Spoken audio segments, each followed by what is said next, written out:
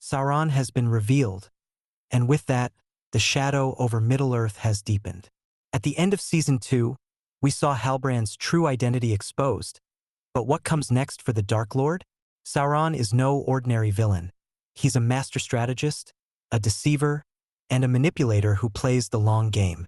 Every step he took, from gaining Galadriel's trust to positioning himself in pivotal moments, was carefully calculated.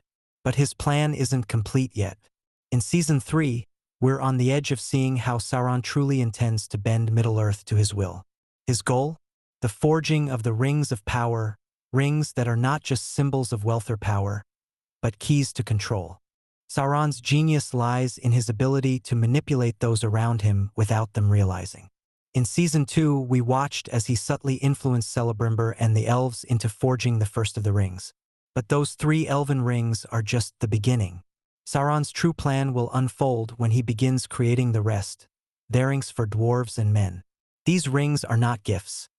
They are traps designed to corrupt their bearers, drawing them closer into his dark web of control.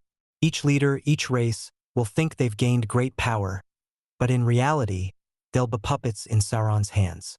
And all of it leads to the creation of one ring to rule them all, the ultimate weapon of dominance. What's truly terrifying is Sauron's patience. He doesn't rush into battle with swords and armies, at least not yet. Instead, he's building alliances in secret, playing the long game of deceit.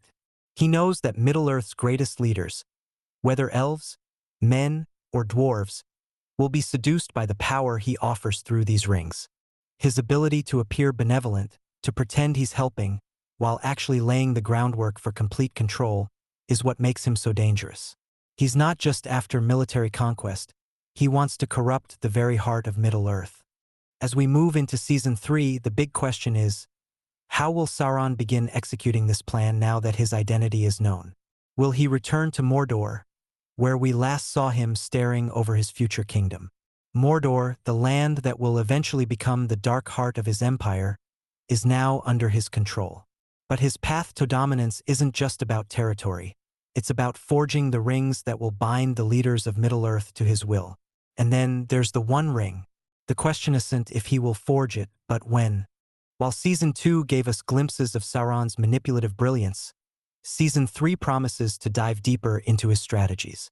How will he convince the other leaders of Middle-earth to accept the rings? How will he continue to influence events, even with his true nature revealed? His methods may shift, but his goal remains the same: to plunge the world into darkness, not through brute force alone, but through corruption, deception, and the slow, inevitable fall of the free peoples. In the upcoming season, we'll likely see Sauron's rise to power intensify as he begins to establish his dark empire.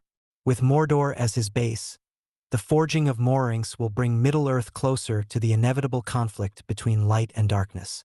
And the question remains, who will stand against him, now that he has played his hand so brilliantly? Will the free peoples realize the extent of his threat in time, or will they be seduced by the very power that will lead to their downfall?